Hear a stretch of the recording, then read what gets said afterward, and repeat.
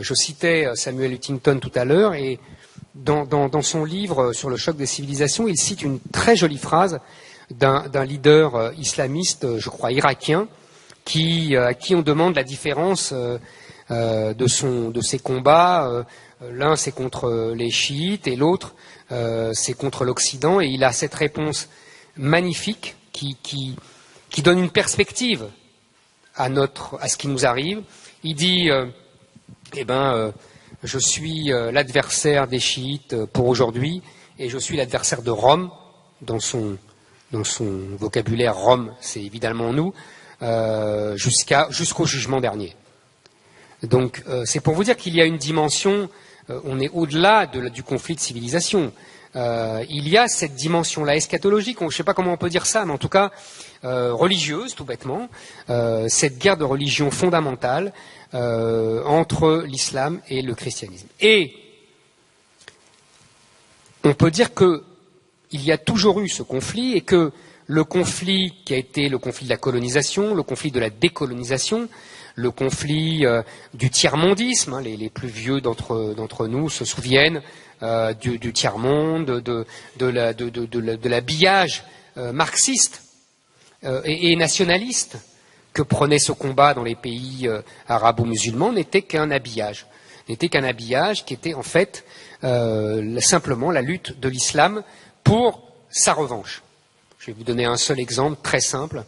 Le journal du FLN pendant la guerre d'Algérie s'appelait El Moudjahid.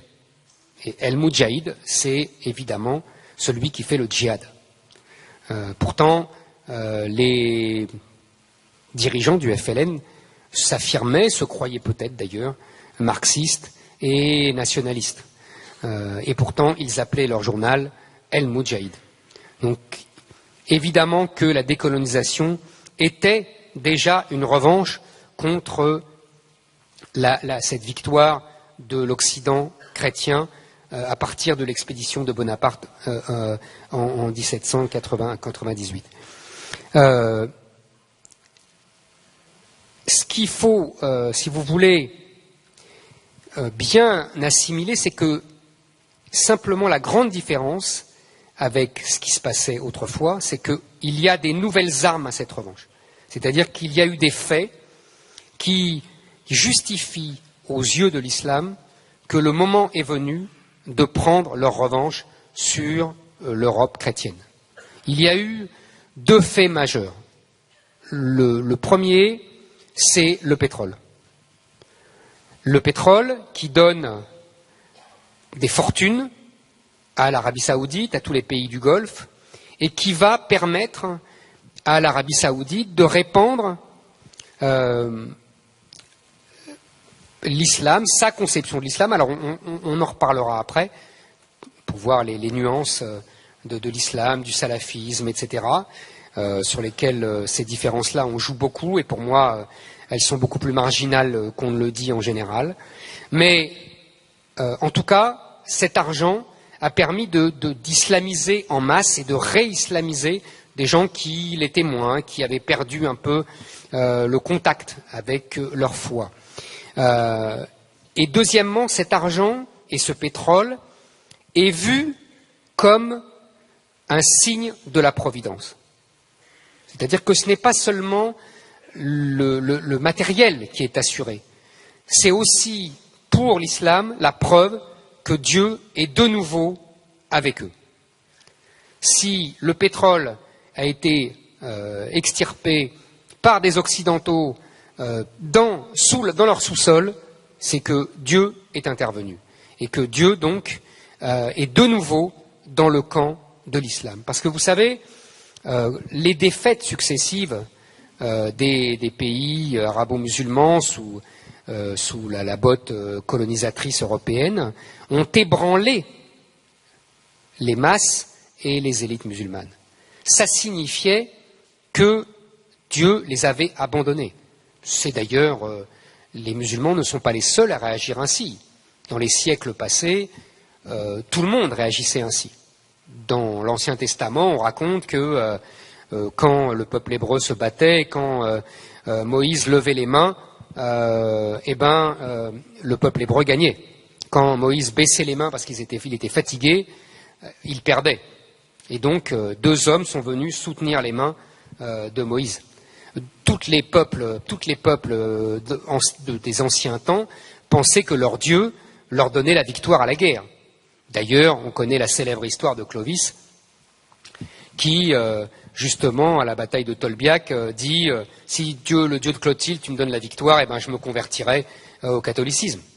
C'est d'ailleurs le christianisme qui a déconnecté son Dieu des victoires et des conquêtes, etc. On pouvait être perdant et on ne renonçait pas au Dieu et à Jésus-Christ.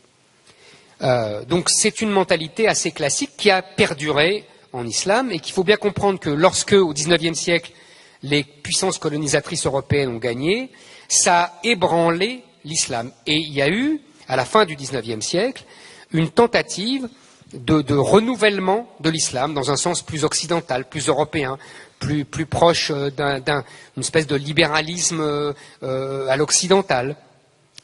Il faut savoir que ce mouvement a été laminé et a échoué. On y reviendra d'ailleurs, ce n'était pas la première fois qu'il y avait ainsi une tentative de mettre, selon le modèle chrétien, la raison, à l'époque c'était la raison des Grecs, dans la foi. Il y avait déjà eu au IXe siècle une tentative similaire, c'est la fameuse bataille des Moutazalites, et qui ont eux aussi échoué. C'est-à-dire que l'islam a toujours obstinément refusé de mettre la raison dans la foi. C'était d'ailleurs ce qu'avait rappelé le pape précédent dans son fameux comparaison, dans sa fameuse évocation plutôt, de la discussion de Ratisbonne qui avait fait tant scandale. Il avait on ne peut plus raison. L'islam a toujours refusé obstinément cette incursion, cette introduction de la raison dans la foi. Donc, nous savons, la première chance, si j'ose dire, la première vertu, c'est l'argent et c'est le pétrole.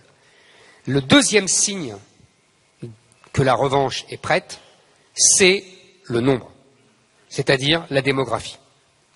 Il y a, évidemment, ça aussi, ça vient de nous, ça aussi, ça vient de la colonisation.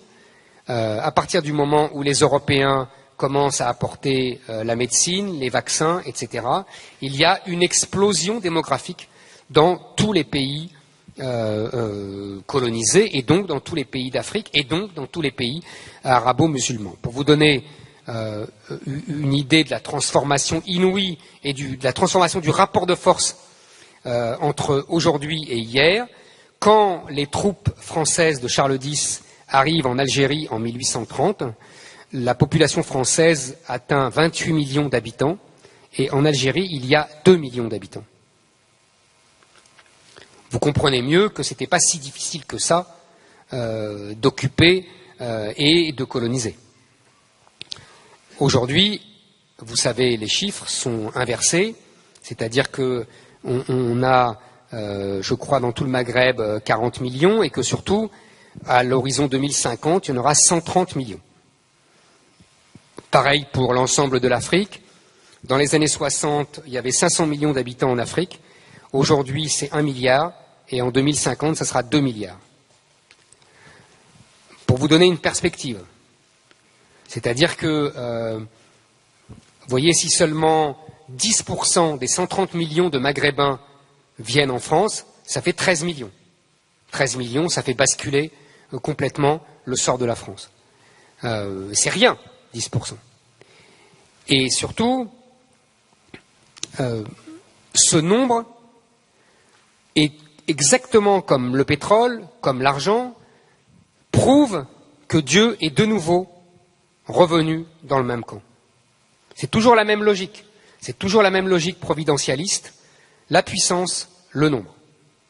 Ce qui prouve que Dieu est de nouveau revenu dans son camp d'origine, pour parler comme les musulmans.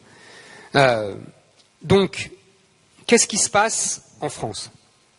En France, vous avez un pays qui est complètement désarmé depuis une quarantaine d'années. On pourrait revenir plus loin, mais ça nous mènerait trop loin, c'est le cas de le dire. Qui s'est désarmé intellectuellement, moralement, spirituellement, mais aussi depuis 20 ans militairement, administrativement. Nous avons un État à la fois omnipotent, obèse et en même temps impuissant. On a ce paradoxe incroyable qu'on n'a jamais connu en France. On avait des voisins qui avaient un État faible, hein. On se moquait toujours des Italiens qui n'avaient pas d'État. Vous connaissez le mot célèbre de Mussolini, ce n'est pas difficile de gouverner l'Italie, c'est inutile. Donc on aimait bien se moquer des Italiens, on les aimait bien et puis en même temps on se moquait d'eux. Aujourd'hui, nous sommes dans une situation bien pire que la leur. Nous avons un État qui fait encore semblant d'être un État, donc qui pèse sur les gens. Je ne parle pas seulement de fiscalité, hein, je parle aussi de liberté individuelle, etc. Il y a par exemple les législations liberticides de la liberté d'expression qu'on connaît en France sont inconnues dans un pays comme l'Italie. Il y a une liberté de parole en Italie, je ne parle même pas de l'Angleterre, des États-Unis, qui n'existe plus en France. Voilà. Et en même temps, on a un État impuissant avec une police qui ne peut pas rentrer à la grande borne, alors qu'on a failli tuer un policier. C'est ça la situation française. Nous avons aussi un désarmement historique, je veux dire culturel. Nous sommes le pays qui a fait campagne pour interdire à l'Europe de reconnaître ses racines chrétiennes. Nous sommes le pays qui a une conception de la laïcité tellement devenue folle qu'il ne veut pas reconnaître que la France a été faite par le christianisme et par l'Église. Au départ, la laïcité, on pouvait tout à fait légitimer la laïcité contre le cléricalisme, contre le pouvoir de l'Église dans l'État. Tout ça se défendait intellectuellement et politiquement. On pouvait même défendre la laïcité, qui était une conception de la discrétion des religions dans l'espace public pour préserver la paix publique. Après tout, moi j'ai encore grandi, et je n'ai pas 120 ans, contrairement aux apparences, j'ai encore grandi dans un pays où, quand j'étais petit, dans les années 60, personne n'affichait ostensiblement sa religion. Ça nous paraissait tous normal. C'était une conception saine de la laïcité qui reposait sur la discrétion des religions dans l'espace public. Tout ça est terminé. Et en même temps, nous sommes le pays qui avons une conception tellement folle de la liberté individuelle que nous avons renoncé à défendre notre modèle collectif, uniquement au nom de la liberté individuelle, au nom d'une certaine conception complètement jusque-boutiste de la liberté de chacun, au nom d'une conception complètement folle de ce qu'on appelle avec emphase les droits de l'homme ou l'état de droit. Il faut bien que vous compreniez, quand vous entendez ces mots, qu'on vous raconte n'importe quoi. Ou plutôt, qu'on vous raconte quelque chose qui n'existait pas il y a encore 40 ans. Les mots n'ont plus le même sens. On a beaucoup glosé sur les droits de l'homme depuis la déclaration de la Révolution française. J'ai relu pour ma chronique hebdomadaire dans le Figaro le texte tout à fait admirable de l'anglais Burke sur justement la déclaration des droits de l'homme, qu'il est un des premiers à voir tous les dangers qu'elle recelait, tous les paradoxes et toutes les conséquences funestes qu'elle pouvait avoir. Il avait très bien vu comment cette déclaration des droits de l'homme allait déstructurer chaque homme, comment il allait l'arracher à ses racines, à ses traditions. Mais encore sous la Révolution française, c'est une conception assez équilibrée. C'est-à-dire qu'on parle de déclaration des droits de l'homme et du citoyen. C'est-à-dire qu'il y a malgré tout une conception du collectif qui corrige la seule autonomie de l'individu. Le citoyen étant là pour rappeler qu'on n'est libre que dans le cadre de la participation au pouvoir de tous, de la République, et qu'on garde un certain sens commun, un certain sens de l'intérêt général. Ça, c'est la conception traditionnelle républicaine, qui tente encore de faire la synthèse entre les droits de l'homme, stricto sensu, et la citoyenneté républicaine et la participation au pouvoir. Aujourd'hui, nous vivons sur les mêmes mots. Les mots n'ont pas changé. Les mots sont toujours Déclaration des droits de l'homme, on oublie des citoyens, et État de droit. L'état de droit, au début, c'est simplement l'habeas corpus, c'est-à-dire le fait de se protéger d'un pouvoir excessif, d'un pouvoir qui vous enverrait à la Bastille pour 3 fois rien. C'est ça l'état de droit. Aujourd'hui, les droits de l'homme et l'état de droit, c'est pour permettre uniquement aux individus de revendiquer tout et n'importe quoi, et de s'autoriser tout et n'importe quoi, et la société doit se soumettre à ses caprices. On l'a vu il y a encore 3 ans avec cette trouvaille admirable du mariage pour tous. Si vous voulez, on voit bien que là, on arrive aux limites extrêmes des pseudo-droits de l'homme. C'est-à-dire que les droits de l'homme sont devenus le caprice de chacun, de faire ce qu'il veut, de demander ce qu'il veut, même d'exiger n'importe quoi. Je veux un enfant, oui, tu vas l'acheter sur catalogue, et voilà, c'est très bien. Nous en sommes là. Et dans cette société-là, dans cette société régie par les droits de l'homme, que les juges qui se prennent pour les prophètes de la nouvelle religion des droits de l'homme, les grands juges, le Conseil d'État, la Cour de cassation, le Conseil constitutionnel, au-dessus d'eux, la Cour européenne des droits de l'homme, la Cour de justice européenne, tous ces gens-là sont les prophètes de cette nouvelle religion, et ils passent leur temps à imposer à la société qu'elle se soumette aux droits de chaque individu. Et c'est dans cette société-là qu'arrive l'islam. C'est le nitrate et la glycérine. C'est-à-dire que dans cette société complètement déstructurée par un individualisme roi jusqu'au caprice, vous avez la dernière structure holiste, disait-on dans ma jeunesse, c'est-à-dire où le collectif prime sur l'individu, où le sociétal prime sur la personne, où la personne est niée au nom des droits de la structure collective et au-dessus de la structure collective de Dieu, c'est-à-dire que le Dieu impose à la personne une soumission absolue, d'ailleurs l'islam veut dire soumission, nous avons cette structure-là qui vient percuter notre société individualiste folle. Et là, qu'est-ce qui se passe? Qu'est-ce qui se passe?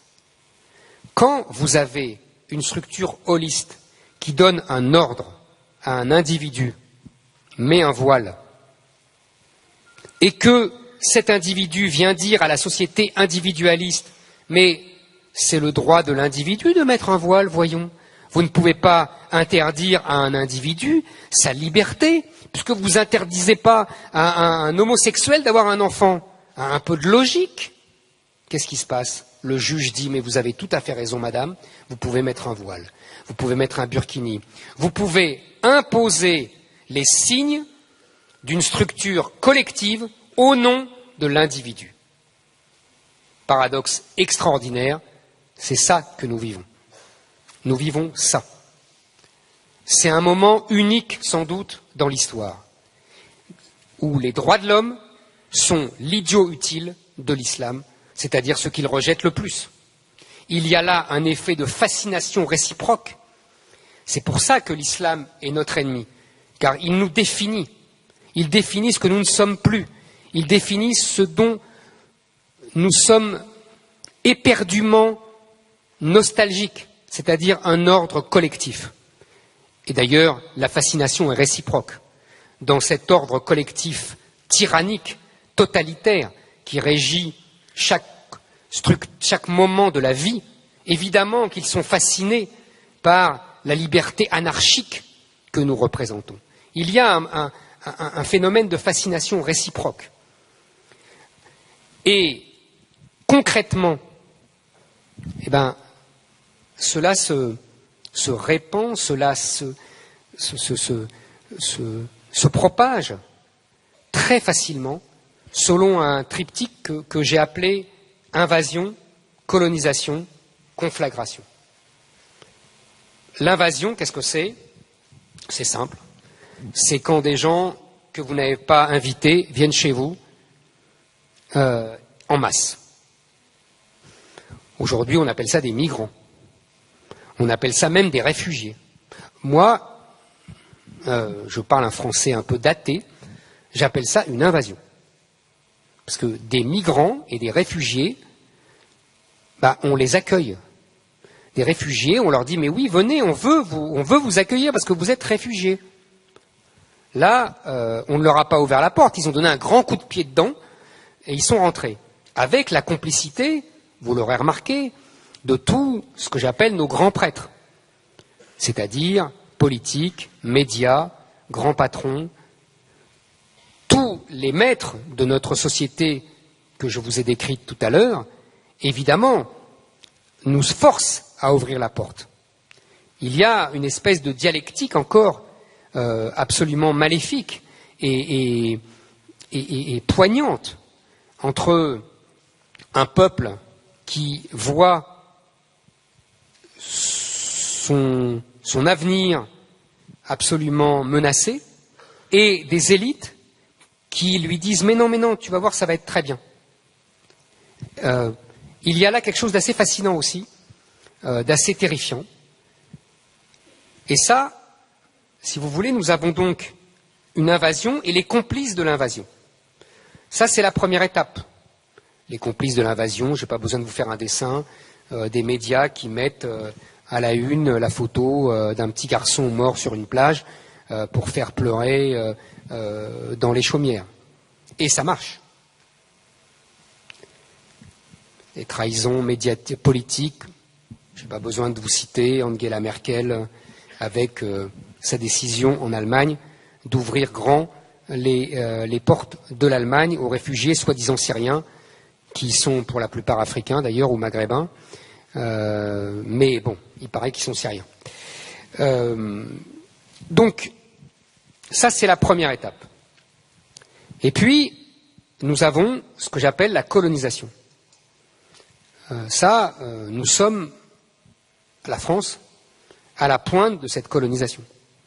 Nous sommes le pays d'Europe le plus colonisé. Qu'est-ce qu'une colonisation?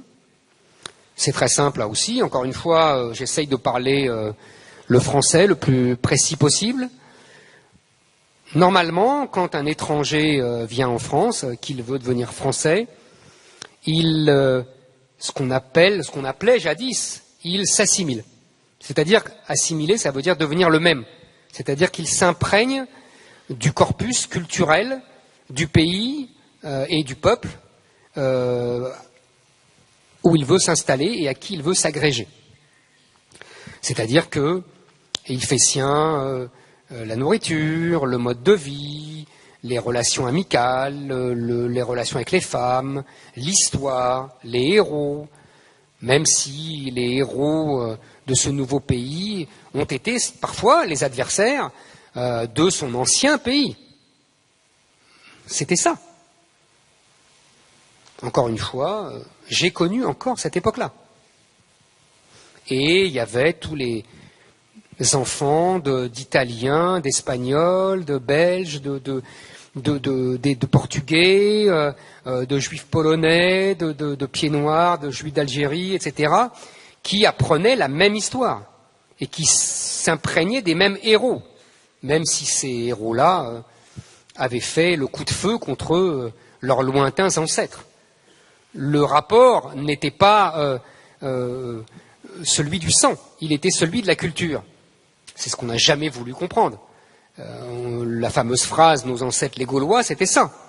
Évidemment que quand on était petit, on savait très bien que beaucoup d'entre nous n'étaient pas là en Gaule et que ne descendaient pas des Gaulois.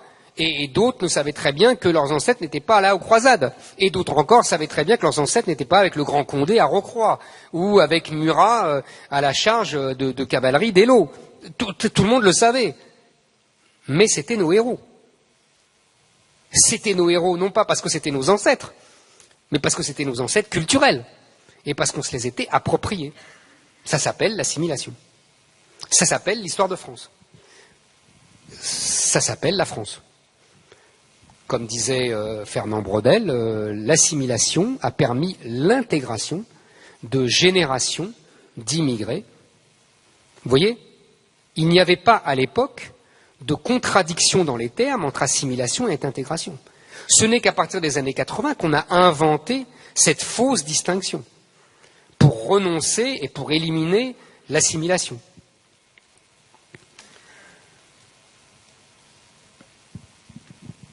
Donc, qu'est-ce que c'est que la colonisation? C'est tout simplement le refus de l'assimilation. C'est-à-dire que on vit comme vivaient nos ancêtres, et non pas comme vivaient et comme vivent les descendants des ancêtres des Français. C'est exactement ce qu'ont fait les Pieds-Noirs en Algérie. Ils n'ont pas vécu comme les Arabes qui étaient là. On appelait ça des colonisateurs. C'est exactement ce qu'ont fait les Anglais en Inde. Ils ne vivaient pas comme les Indiens. Les Américains aux États-Unis, eux aussi, ils ne vivaient pas comme les peaux-rouges. Ça s'appelle tout ça des colonisateurs. Ils conquièrent un pays. Donc j'estime aujourd'hui que dans de nombreux quartiers de France, où on ne vit plus à la française, c'est-à-dire qu'il n'y a plus de mode de vie français, il n'y a plus de... les boutiques sont des boutiques halal, sont des boutiques islamiques, les vêtements sont de plus en plus des vêtements islamiques, les modes de vie sont islamisés, il n'y a pas une femme dans un café, les femmes doivent rentrer avant le couvre-feu, il y a des couvre-feux, comme sous l'occupation. Et c'est quand même simple, à la grande borne de Grigny, vous ne pouvez pas sortir après 18 heures. D'ailleurs, vous ne pouvez pas rentrer si vous n'êtes pas de la grande borne de Grigny. Même les policiers ne rentrent pas. C'est des enclaves étrangères sur le territoire français. Ce n'est plus le territoire français. Il est régi par une autre loi. On dit toujours, pour euphémiser, vous savez, c'est l'habitude de l'époque, des zones de non-droit. Ce terme m'amuse beaucoup. Parce que ce n'est pas des zones de non-droit, c'est des zones de droit. Il y a un droit, mais il n'est pas français. Il n'est plus le droit de la République française. Il est le droit islamique mis en œuvre par les caïds qui régentent cette zone. Voilà. Vous savez, il n'y a jamais des zones de non-droit, ça n'existe pas. Il y a toujours le plus fort qui vient et qui impose son ordre et qui impose son droit. Depuis l'origine des temps, vous savez, Pascal disait que c'était même l'origine du droit. Parce qu'on n'a pas pu faire ce qui était juste fut fort, on n'a fait que ce qui est fort fut juste. Pour que la paix soit, qui est le bien commun. Donc en fait, il y a la paix à la grande borne de Grigny. Il y a l'ordre. L'ordre règne à la grande borne de Grigny. Mais c'est l'ordre des bandes, des caïds, bénis, le plus souvent, par des imams et par l'islam. D'ailleurs, il faudrait nuancer car leurs rapports sont assez complexes, comme toujours. C'est un rapport à la fois d'alliance et de conflit. Mais ça, je dirais, c'est le conflit traditionnel entre le sabre et le goupillon, si j'ose m'exprimer ainsi. Même s'il n'y a pas de sabre, il y a une kalachnikov, il n'y a pas de goupillon, mais il y a un Coran, mais c'est quand même la même logique.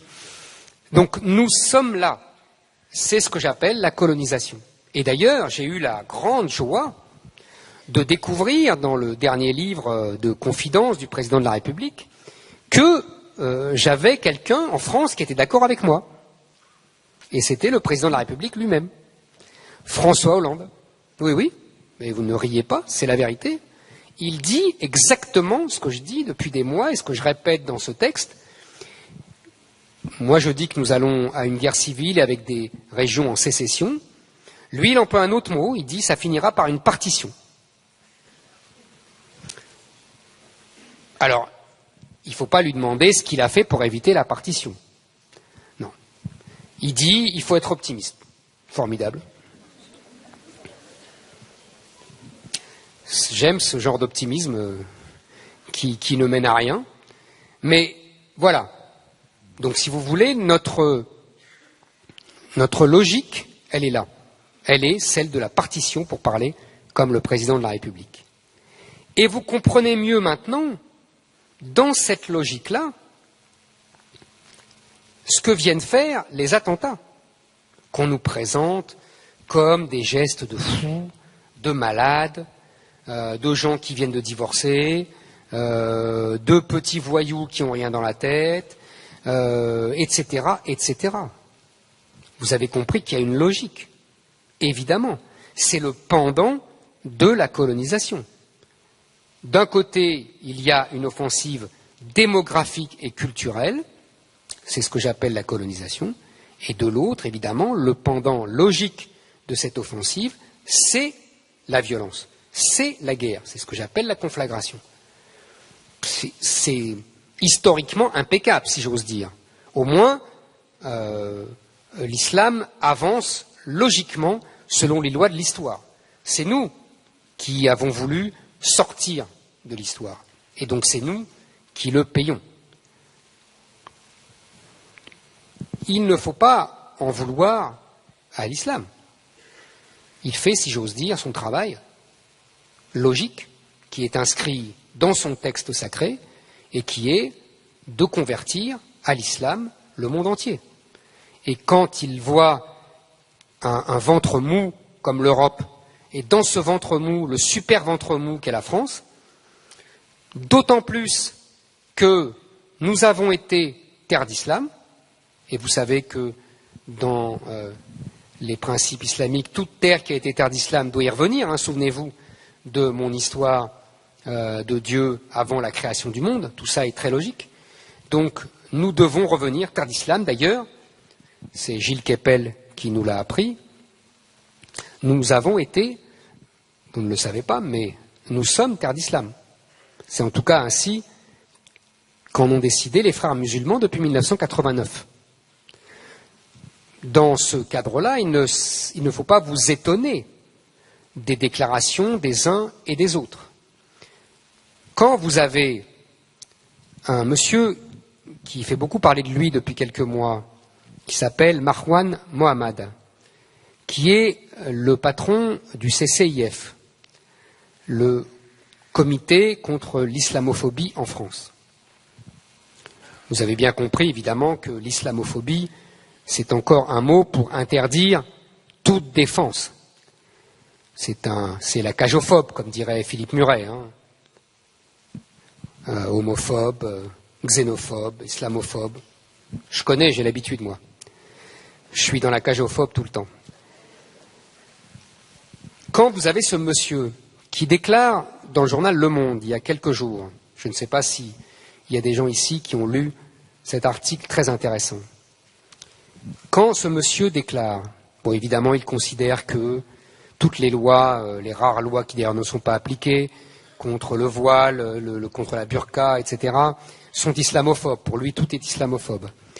Quand il dit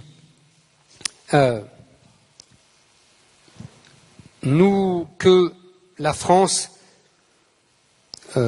discrimine les musulmans car elle leur interdit de dire exactement ce que doit être la France et elle leur dit, voilà, l'identité française c'est ça, soit tu restes au dehors, soit tu la prends. C'est ce que je vous ai défini tout à l'heure dans l'assimilation. Et M.